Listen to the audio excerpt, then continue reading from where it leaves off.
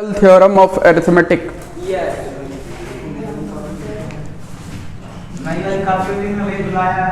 Chapter 1 Real numbers.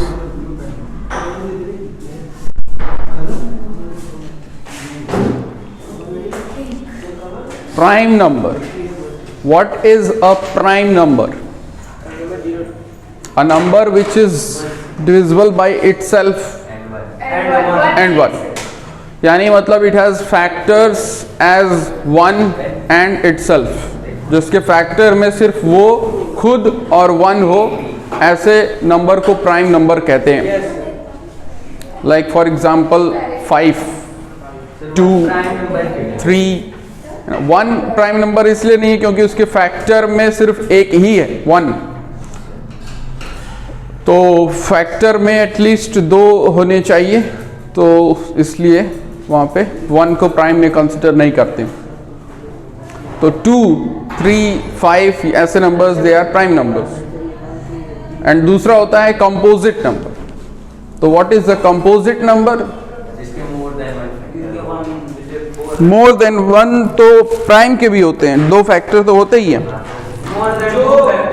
Which are divisible by 1 and itself and other one. Which are divisible by other numbers, है ना?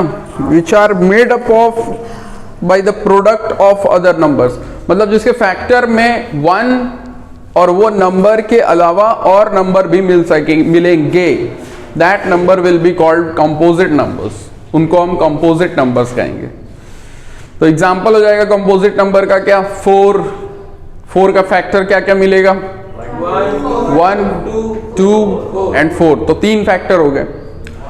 6 भी composite number है. 1, 2, 3 and 6. 4 factor. 2 से divide नहीं होगा, तो कंपोजिट नंबर. नहीं, 2 कंपोजिट नहीं. 2 तो प्राइम हो गया ना. जो प्राइम नहीं है वो कंपोजिट है.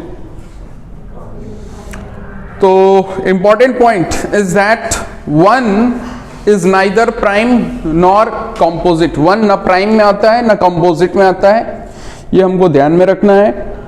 2 is the smallest prime number. सबसे छोटा प्राइम नंबर 2 होता है. It is the only even prime number. Even prime अगर बोला गया है तो वो नंबर सिर्फ 2 ही हो सकता है, क्योंकि उसको इवन भी होना होगा और प्राइम भी होना होगा. 2 के अलावा और इवन नंबर्स तो मिलेंगे जैसे 4 और 6, लेकिन वो प्राइम नहीं कहलाएंगे. तो 2 is the only even prime number. Smallest composite even number. Sir अगर हम लिख देगा smallest prime even number, even prime लिख दिया तो हम 2, 4, 6 ये सब लिखेंगे तो नंबर काट देंगे, सब देंगे. हाँ, नंबर काट देंगे. तो इसमें मेरा 2 ही आंसर है. नहीं, तो बाकी भी है ना, इसका मतलब आपका कॉन्सेप्ट नहीं बताया. तो smallest composite number, smallest composite number, even composite number will B 4. यानी एक नंबर जो कंपोजिट नेचर का हो और इवन हो और सबसे स्मॉलेस्ट हो तो वो 4 है.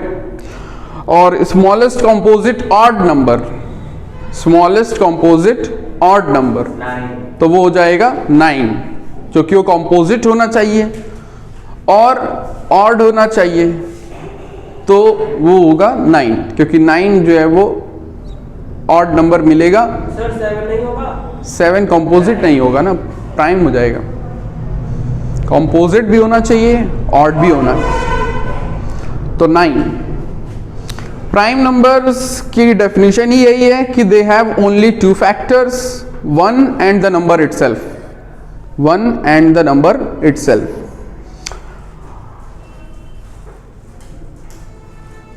फिर फैक्टर.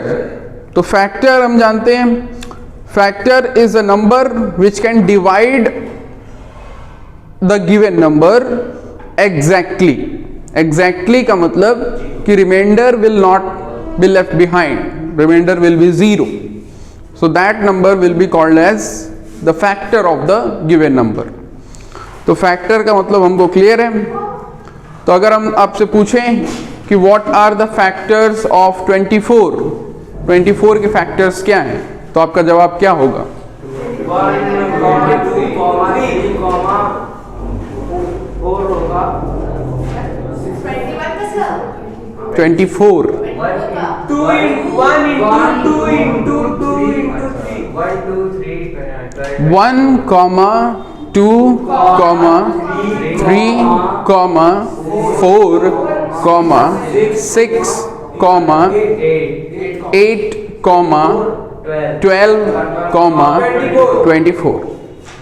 यानी वो सभी नंबर्स जो उसको डिवाइड कर पाएंगे। तो राइट फ्रॉम द 1 और टिल 24 हम सारे वो नंबर सर्च कर लेंगे जो उसको डिवाइड कर रहे हैं।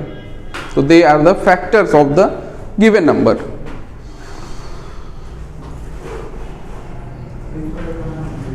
Prime factorization method.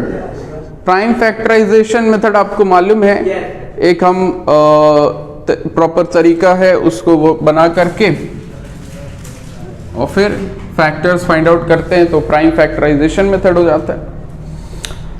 जैसे 24 या 36 तो 2 से डिविजिबल है,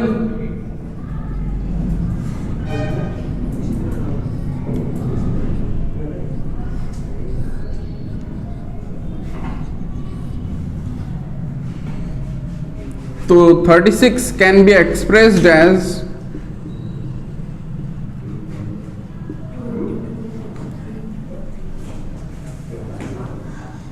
तो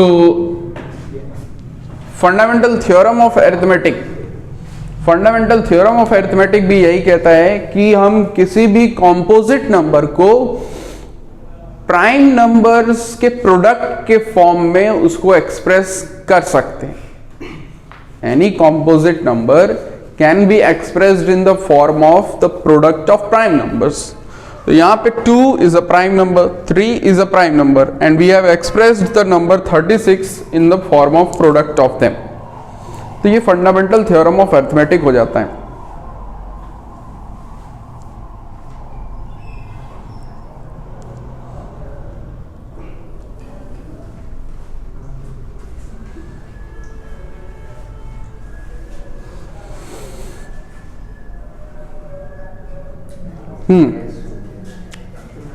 क्वेश्चन लिख रहा हूं, express 1001 as a product of its prime factors, as a product of its prime factors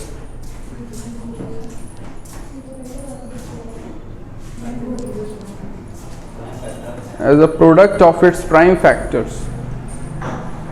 करो।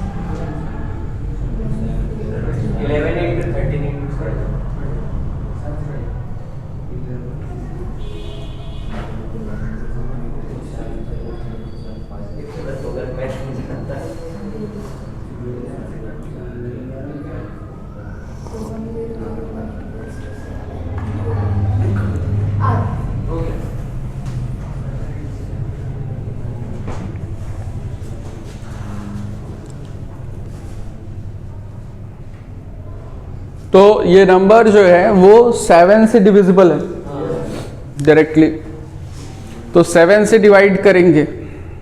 चेक किया इसको हमने, 2 से, 3 से, 4 से नहीं हुआ, 7 से हो गया, तो 7 से डिवाइड कर दिया। 7 से डिवाइड करने पे आपको क्या मिल रहा, 143। That can be divided by 11, that can be divided by 11, तो 11 से डिवाइड कर दिया उसको, फिर 13 बचा तो 13 इज अ प्राइम नंबर, तो वो खुद ही से जाएगा। तो 7 इंटू 11 इंटू 30।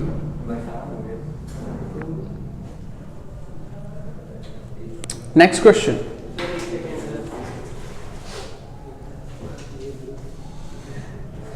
डिविजिबिलिटी टेस्ट जो है वो याद रखिएगा नंबर्स की। 7 की डिविजिबिलिटी टेस्ट है कि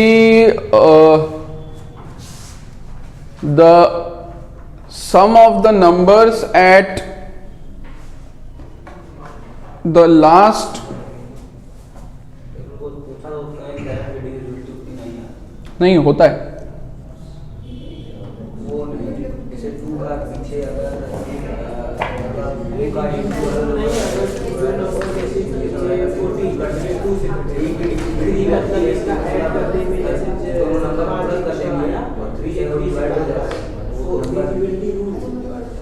a number is divisible by 7 if the difference between twice the ones digit and the number formed by the other digits is either 0 or a multiple of 7।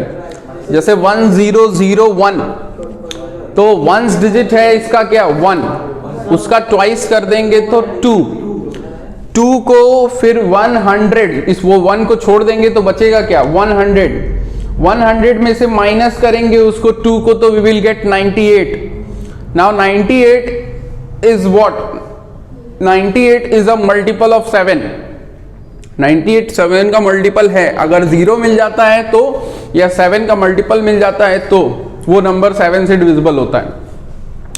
तो 1 उसका यूनिट डिजिट, उसका double किया 2, 1 को भूल गए, बचा 100, यानी ये 3 डिजिट्स 100, 100 में से 2 को घटाया 98, 98 7 का मल्टीपल है तो ये नंबर 7 से डिवाइड हो जाएगा।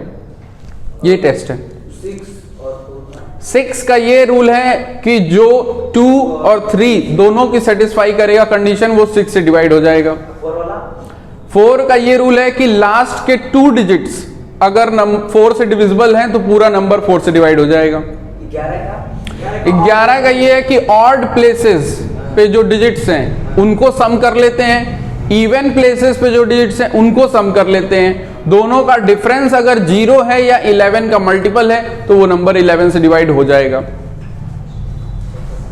तो ये सारी चीजें हमको हेल्प करती हैं। खैर, next question, explain why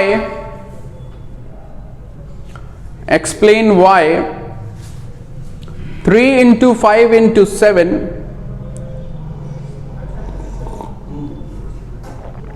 3 into 5 into 7 plus 7 is a composite number। अब इसमें आपको एक्सप्लेन करना है कि क्यों ये नंबर कंपोजिट नंबर है।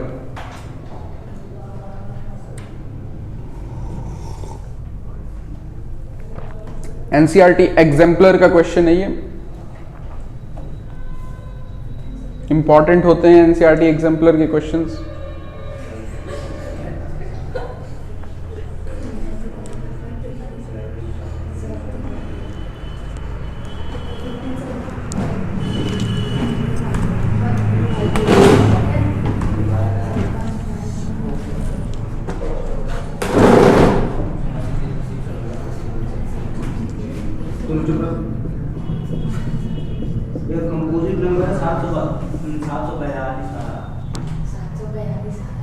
देखिए, ऐसे क्वेश्चंस को सॉल्व करने का सबसे सही तरीका ये होता है कि ये पोर्शन आपका एक है और ये दूसरा है। This is one term and this is second term. Now in both of these terms you can take 7 as common. So in the first term what will be left behind is 3 into 5 and in the second term, second place will be 1. So you will get 7, 15 plus 1, that is 16. Now this is what? This is product of two numbers.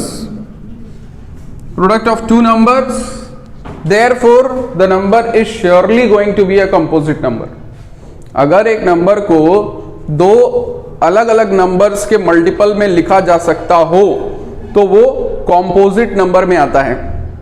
तो यहाँ पे 7 into 16 आ गया, 7 एक अलग number है prime number, 16 एक जो है वो हमारा कंपोजिट नंबर है। इन दोनों का प्रोडक्ट जो मिलेगा वो भी श्योरली कंपोजिट नंबर ही होगा। तो 112 आएगा, लेकिन भैया लिखेंगे कैसे, मतलब लिखेंगे ऐसे, लिखिए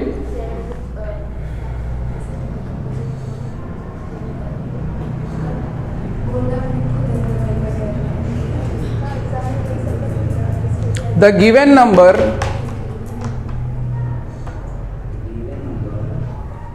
number is found to be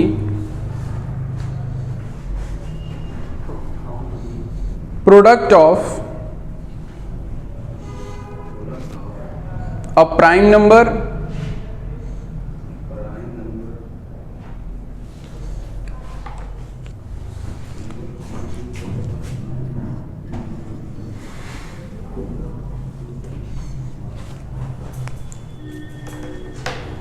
अप्राइम number की जगह कर लेंगे product of two prime numbers.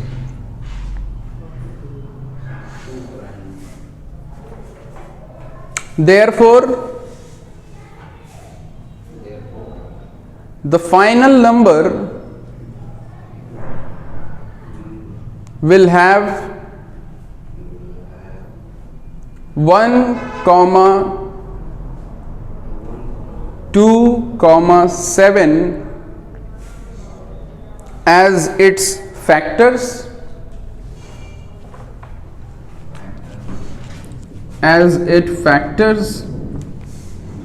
which is more than, which is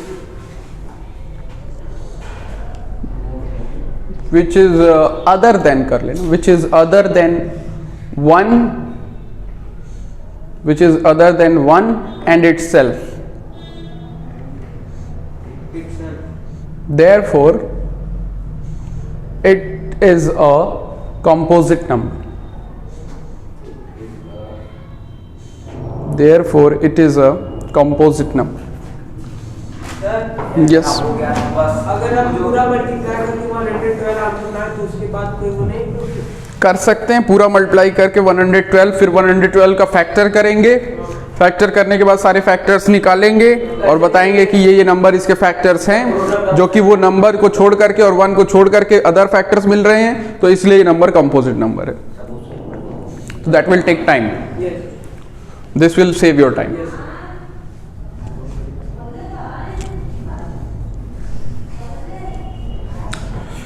फिर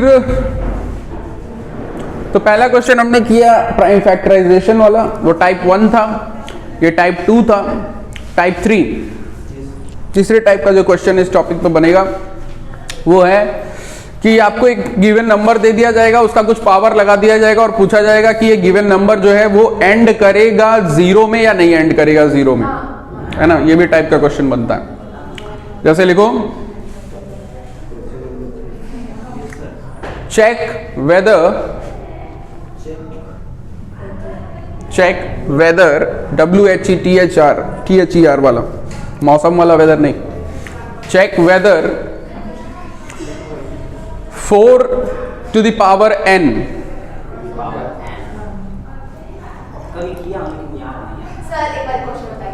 check whether 4 to the power n can end with the digit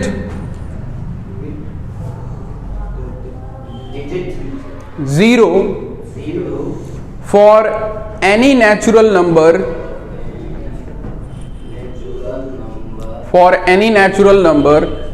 n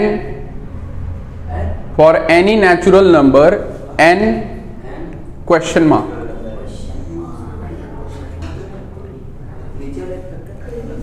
तो कह रहा है क्वेश्चन क्या कि 4 का पावर n एक गिवन नंबर है, अगर n की वैल्यू कोई नेचुरल नंबर में से कुछ भी हो जाए 1 2 3 4 5 6 7 8 9 10, तो क्या ये 4 का पावर 4 या 4 का पावर 10 का जो रिजल्ट आएगा उसमें यूनिट डिजिट 0 मिलेगा कि नहीं मिलेगा।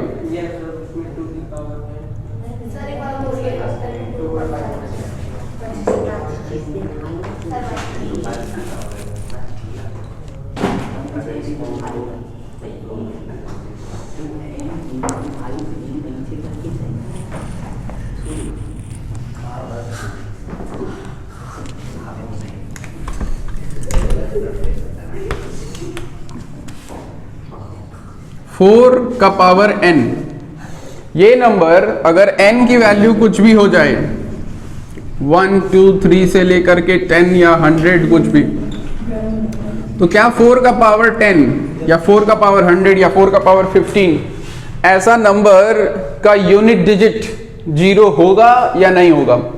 तो ऐसे में पावर n को एज इट इज रहने दो, 4 को चेक कर लो, तो 4 को लिखा जा सकता है क्या 2 का पावर 2, 2 का पावर 2, यानी you can write it as 2 का पावर 2n। तो जो फैक्टर मिल रहा है, फैक्टर कंसिस्ट्स ऑफ 2, फैक्टर में 2 है, लेकिन 0 तब मिलता है जब फैक्टर में 2 एंड 5 दोनों होते हैं नंबर के, तो वो नंबर 0 में रिजल्ट करता है, बिकॉज 2 5s गिव्स 10। तो ये दोनों अगर फैक्टर में मिलेंगे तो ही वो नंबर 0 में एंड करेगा। तो लिखना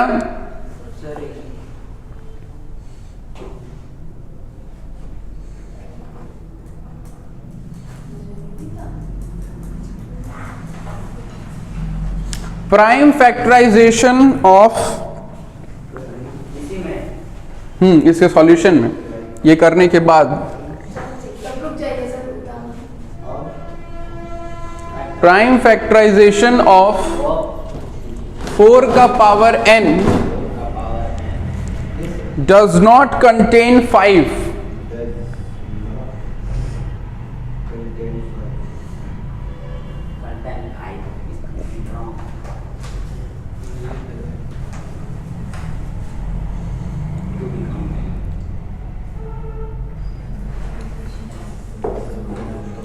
and according to theorem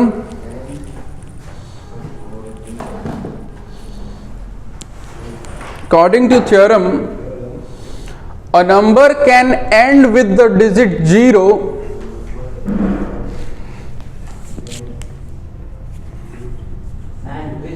a number can end with the digit 0 only if it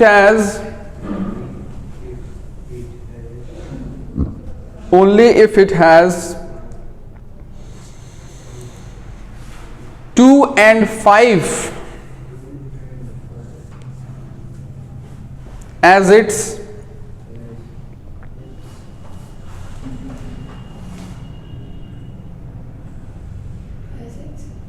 factors।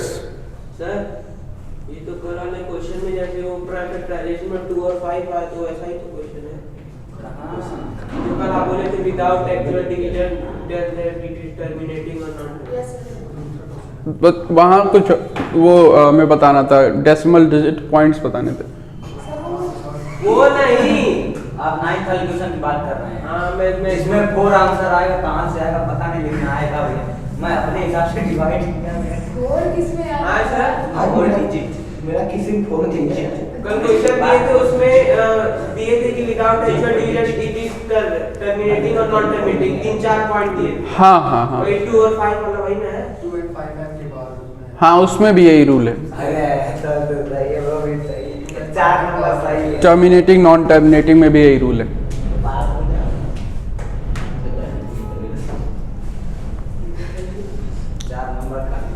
लेकिन टर्मिनेटिंग नॉन टर्मिनेटिंग में ये भी है कि 2 या तो सिर्फ 2 आना चाहिए फैक्टर में, या तो सिर्फ 5 आना चाहिए, या तो सिर्फ 2 और 5 आना चाहिए।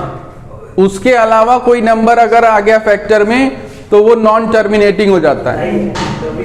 तो इसमें ये है कि फैक्टर में 2 5 दोनों रहने चाहिए, इनके अलावा कोई और आता है तो भी चलेगा, but 2 and 5 should be present. ये है, तो दोनों में डिफरेंस है। उसमें सिर्फ 2 into 3 into 7 आ गया तो वो टर्मिनेटिंग नॉन टर्मिनेटिंग हो जाएगा ना जी। नेक्स्ट लिखिएगा टाइप 4 HCF एंड LCM।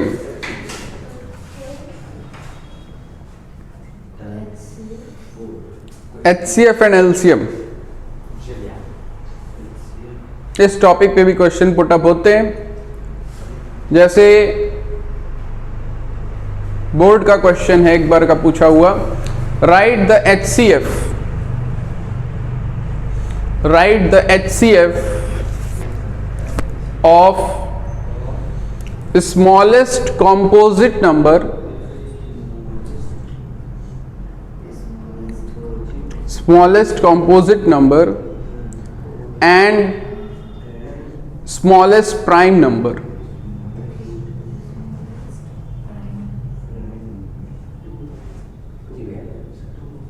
करिए। सर HCF आएगा आपका 2। Yes sir. थोड़ा सबको पता है और भी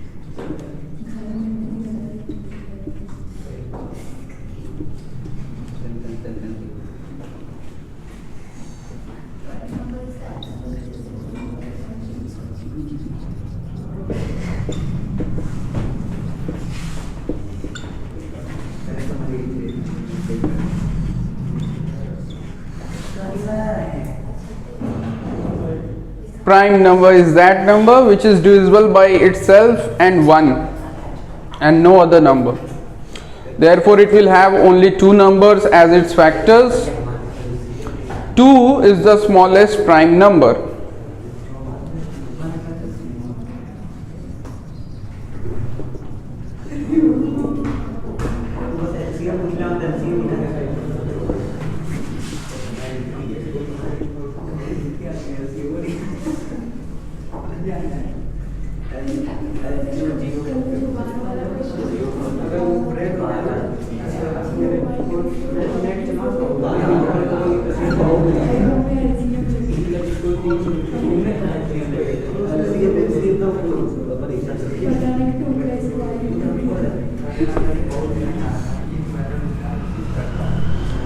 तो स्मॉलेस्ट कंपोजिट नंबर, सर इसको इतना बड़ा दिखाना पड़ेगा वहाँ पे? नहीं नहीं, ये आपके लिए नहीं है। ओके। क्या हुआ लिख सकते हैं इसके लिए, ये हमारे लिए है सर। पता है। स्मॉलेस्ट कंपोजिट नंबर क्या है? 4। तो आपके क्वेश्चन में कहा है कि HCF of smallest composite and smallest prime, तो HCF फाइंड करना है 2 और 4 का। तो that is surely going to be 2 because 2 is 2 cross 1 and 4 is 2 cross 2 cross 1. So 2 and 1, that is 2. 2 is the HCF. Yes भैया, हमारा भी सेम आया वही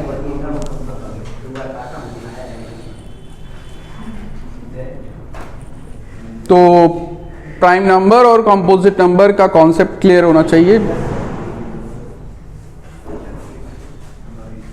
नेक्स्ट लिखिएगा।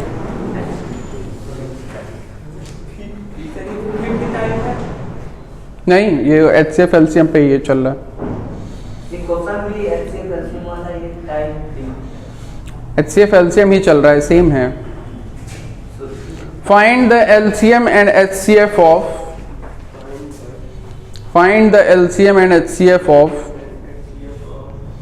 120 and 144.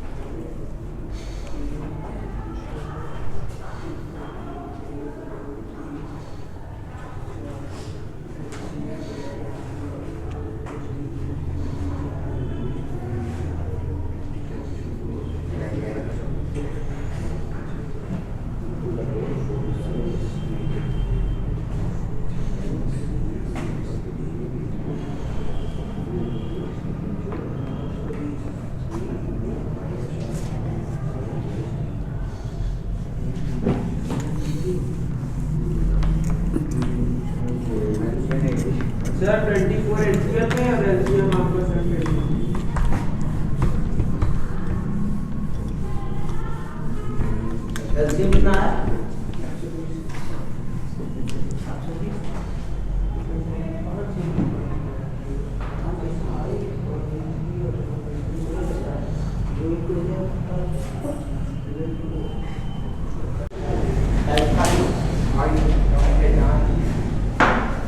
Two positive integers.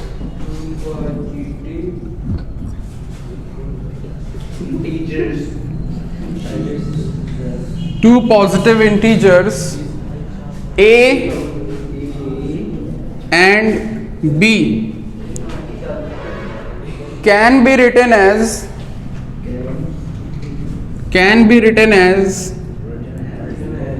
a equals x cube y square and b is equals to x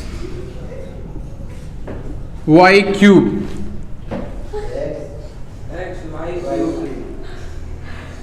where x and y are the prime numbers.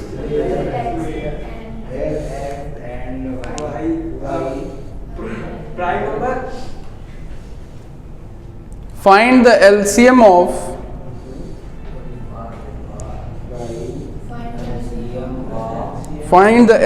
of a and b.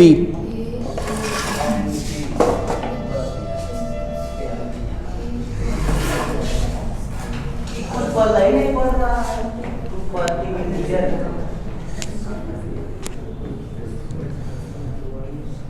रुको तो x और Y का मान दिया, पूछा हुआ question है 2019 में। X cube y cube correct, x cube y cube is correct. कितना कैसे कैसे मतलब हाईएस्ट पावर है? ए है x into x into x, y into y, नीचे एक एक्स और 3 वाई।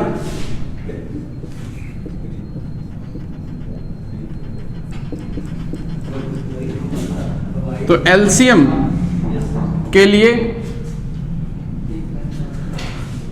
हाईएस्ट पावर्स यानी x cube x x x तो एक्स क्यूब और वाई की highest y power y y यानी एक्स क्यूब वाई क्यूब,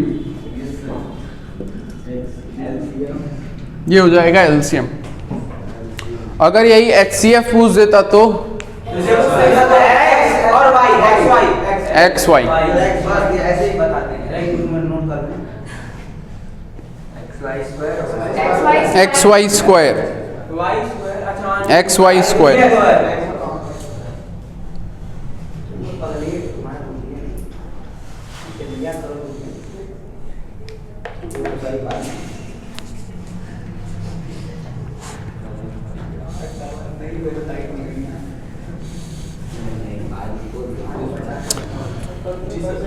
फिर एचसीएफ एलसीएम पे इनडायरेक्ट क्वेश्चंस आएंगे, जैसे वर्ड प्रॉब्लम्स। इसमें भी एक नंबर पे सर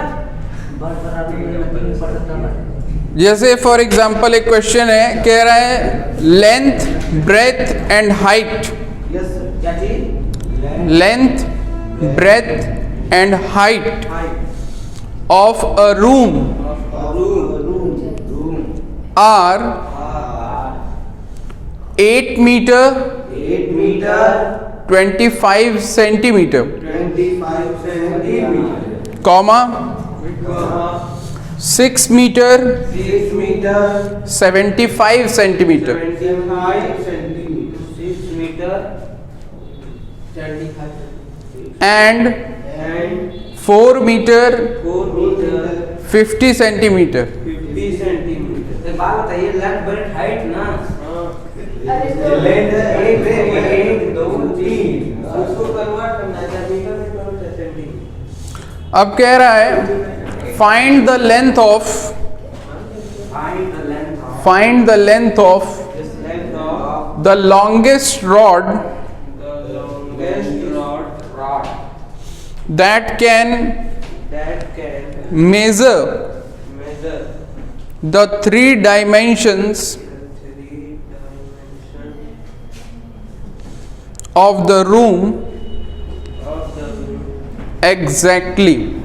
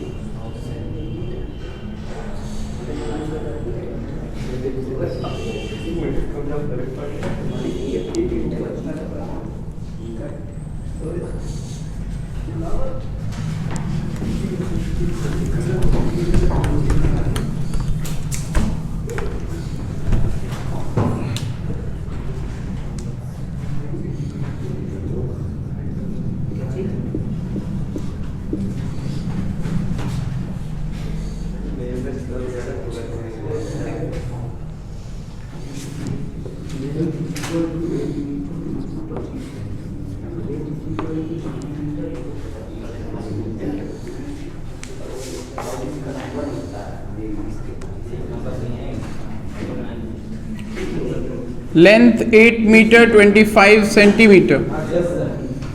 तो can be written as 825 centimeter.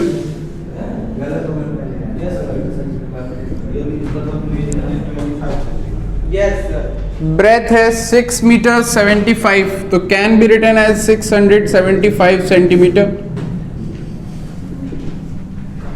Height है 4 meter 50 centimeter, can be written as 450 centimeter.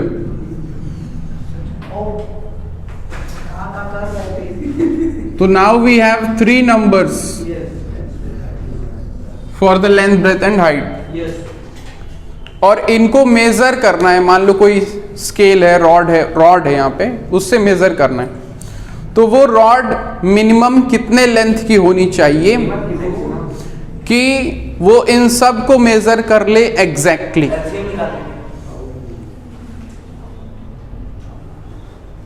इन सब को मेजर कर ले एग्जैक्टली.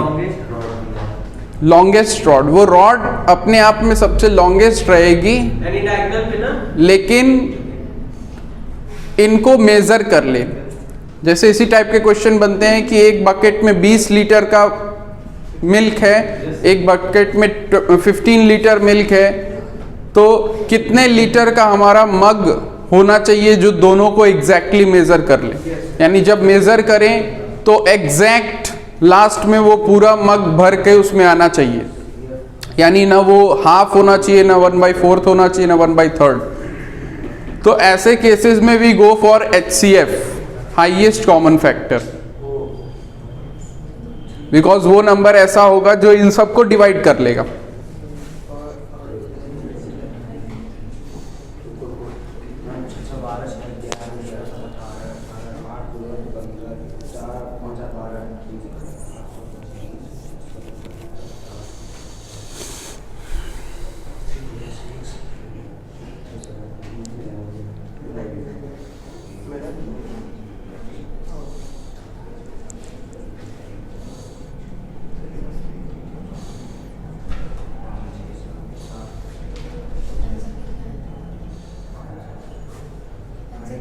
ट्वेल्व 75.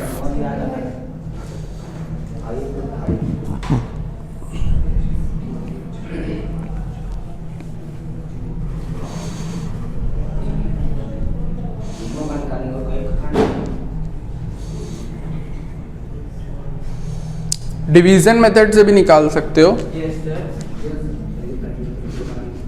450 ले लिया, 675 ले लिया.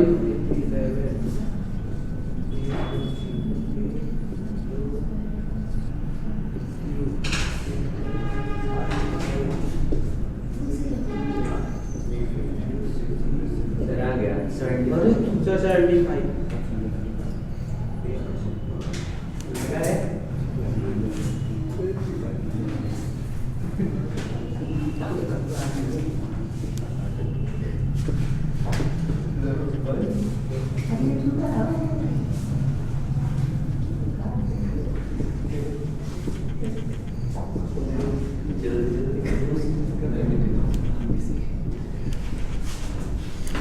25 इन दोनों के बीच में 25 HCF मिल जा रहा है. फिर 25 और 825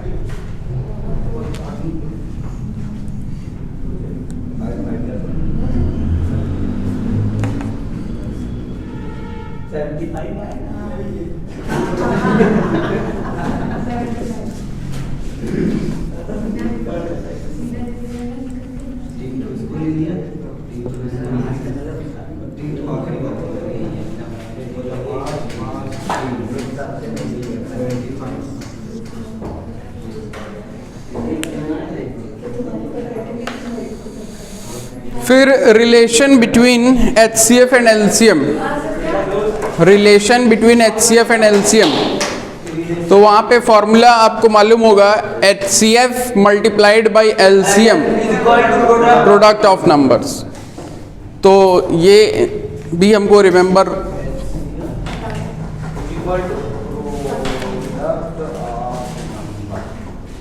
बहुत ही चीज में या तो एलसीएम दिया रहेगा या तो एचसीएफ दिया रहेगा और equal to product of number दिया रहेगा। नहीं कंफ्यूज होते हैं तुम और तुम हो जाते हो तुम्हारा देने का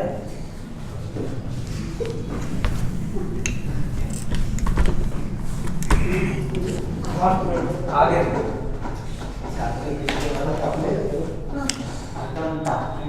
फिर रैशनल इरैशनल। तो क्वेश्चन पुटअप कैसे कर देगा कि प्रूव दैट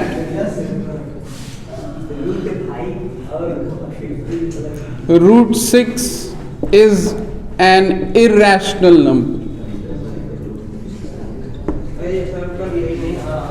है ना?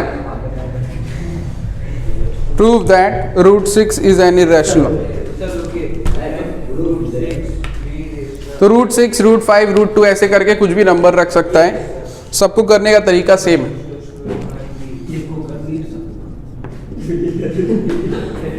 तो हम क्या कहेंगे कि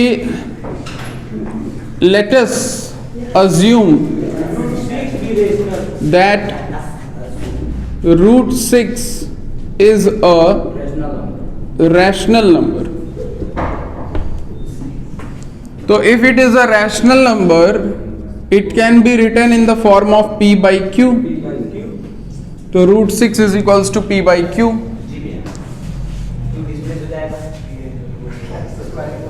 Now squaring both sides. तो पहले Q को इधर भेजेंगे। यस सर 6Q पहले Q को इधर, चाहे वो कर लो या दोनों बात एक ही है। ऐसे कर दीजिए भैया कुछ यार है वो भी चला जाए। √6Q is equals to P. Squaring both sides, 6Q square is equals to P square. तो यहाँ पे हम क्या कह सकते हैं कि P square is a multiple of 6.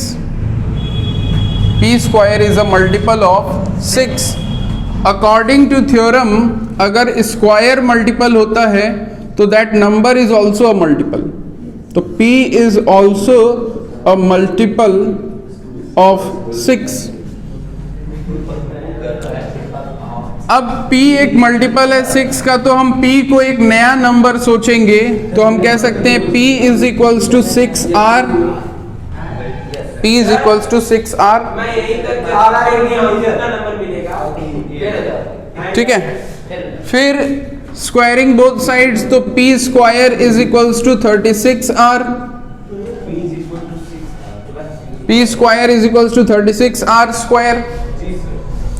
अब from equation first P square can be replaced by 6Q square. तो 6Q square is equals to 36R square. 6 will cancel out 36, तो Q square is equals to 6R square. फिर यहां बोलेंगे कि Q square इसका मतलब is a multiple of 6, तो Q is also a multiple of 6। अब from second and third, from second and third bath, it is clear that P and Q both have 6 as common multiple या common factor,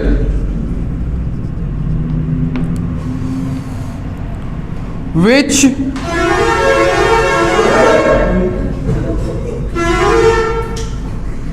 contradicts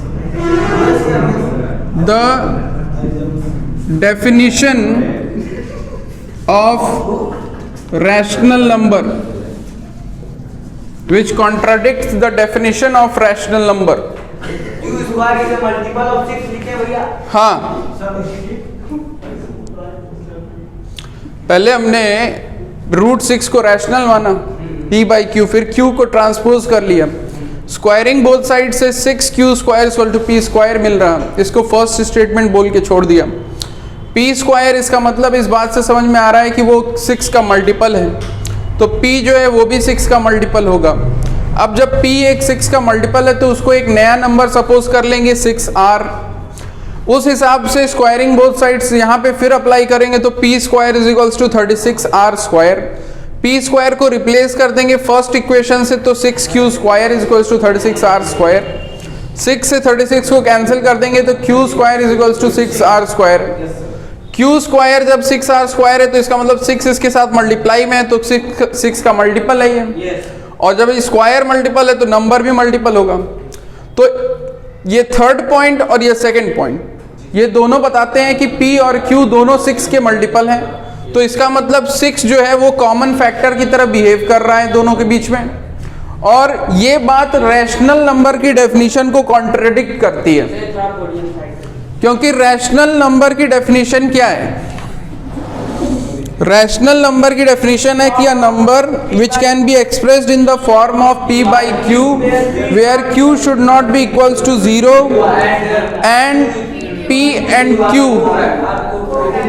are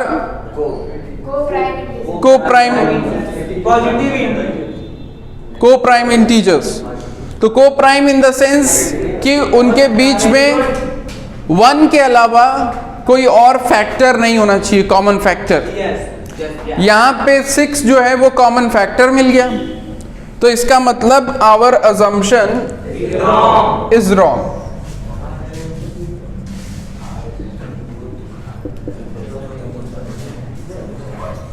तो हमने assumption क्या किया था कि √6 rational है, तो therefore √6 is an irrational number.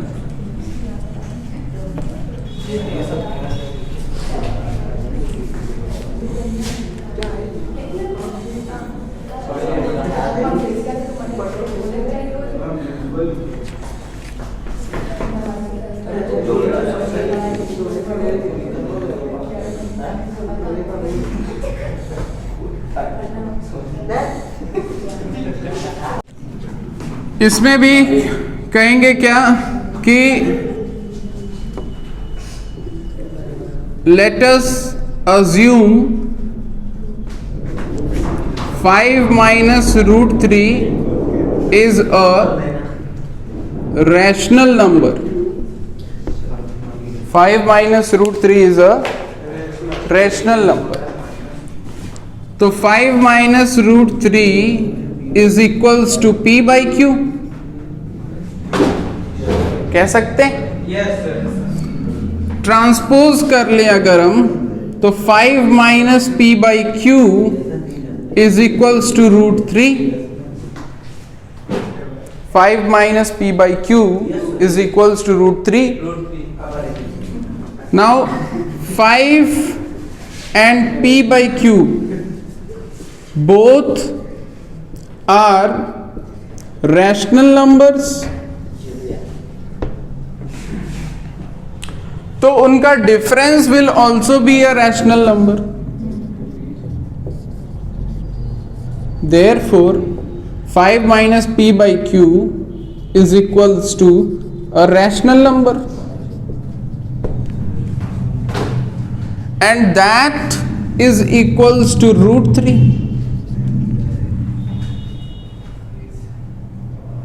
और वो √3 के इक्वल हमने किया, and we know that √3 is an irrational number. Therefore, our assumption is wrong. तो 5 minus root 3 is irrational.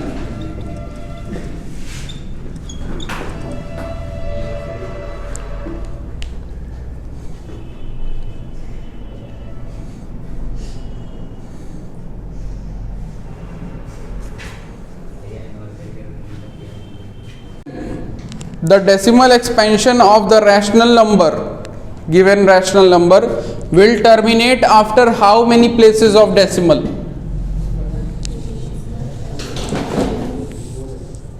The decimal expansion of the rational number will terminate after how many places of decimal?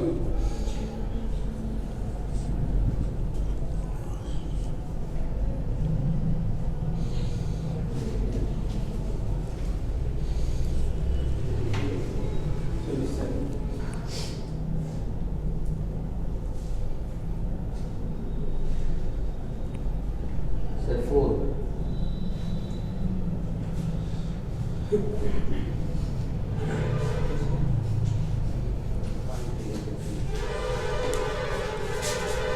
इसमें भी दो तरीके होते हैं, एक होता है एक्चुअली बाय डिवाइडिंग इट और एक होता है without dividing we can tell it.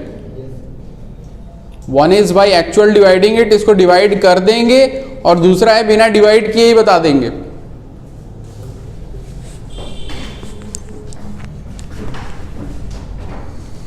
तो what we can do is that multiply it with 5 with numerator and denominator, because 2 का पावर 4 है, 5 का पावर 3 है. अगर 2 और 5 दोनों का पावर सेम हो जाए तो that will come out to be a multiple of 10. तो उसको सेम करने के लिए यहाँ पे 5 एक और होना चाहिए. तो यहाँ पे भी हमको एक 5 इंक्रीज करना पड़ेगा, मल्टीप्लाई करना पड़ेगा, बिकॉज नंबर चेंज नहीं कर सकते. तो जो काम डिनोमिनेटर में वो न्यूमरेटर में. अब ऐसे में ये 3 5 15 और 1 5 4 20 और 121 हो जाएगा, और नीचे हो जाएगा 2 का पावर 4 इंटू 5 का पावर 4. पावर्स अगर सेम हो तो नंबर्स को अंदर मल्टीप्लाई करके पावर लगा सकते हैं, यानी 2 इंटू 5 10 का पावर 4 कह सकते हैं. 10 का पावर 4 है तो ऑब्वियसली इसका डेसिमल कहां तक जाएगा, 4 प्लेसेस पे जाएगा. तो डायरेक्ट लिख देंगे 4 प्लेसेस ऑफ डेसिमल, क्योंकि जितने जीरो रहेंगे उतने डिजिट पे पॉइंट लगेगा. 4 जीरो है नीचे तो 4 डिजिट पे पॉइंट लगेगा. अगर भैया उसको सॉल्व करते लेकिन मतलब जल्दी जल्दी में अगर भूल जाए फोर्थ के लिए सॉल्व डेसिमल तो मतलब देख के नहीं पता चले 0.0215 आएगा, इतना लिख के छोड़ दें, फिर नीचे वाला लिखेंगे may be half marks cut सकते हैं.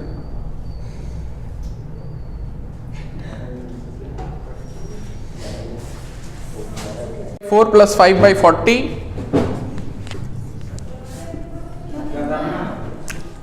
express as a decimal without actual division. as a decimal. Yes, express as a decimal without actual division. बिना डिवाइड किए इसको डेसिमल में कन्वर्ट करना है.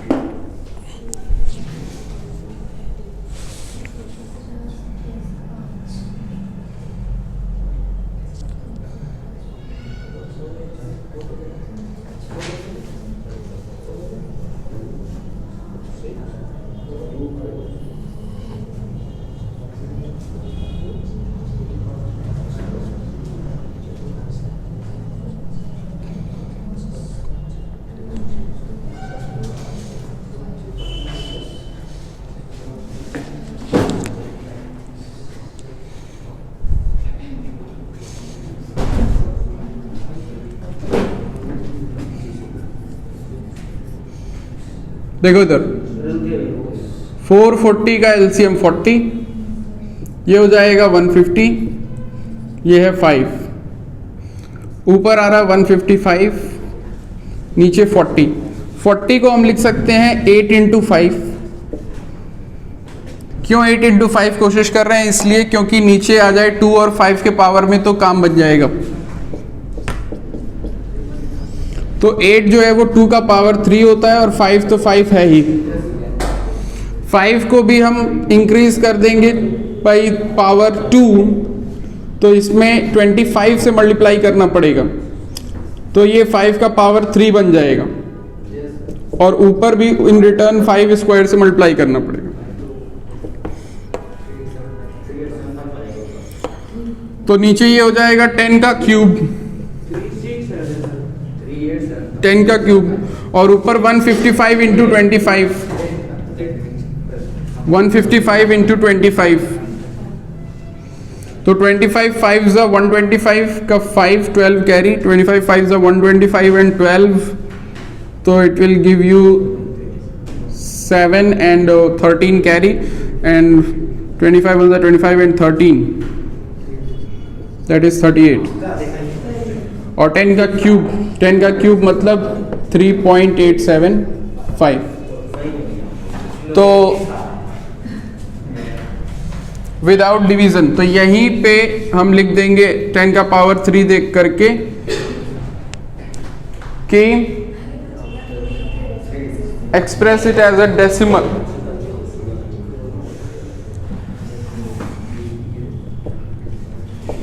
तो डेसिमल में करना है तो लिखना ही पड़ेगा 3.875।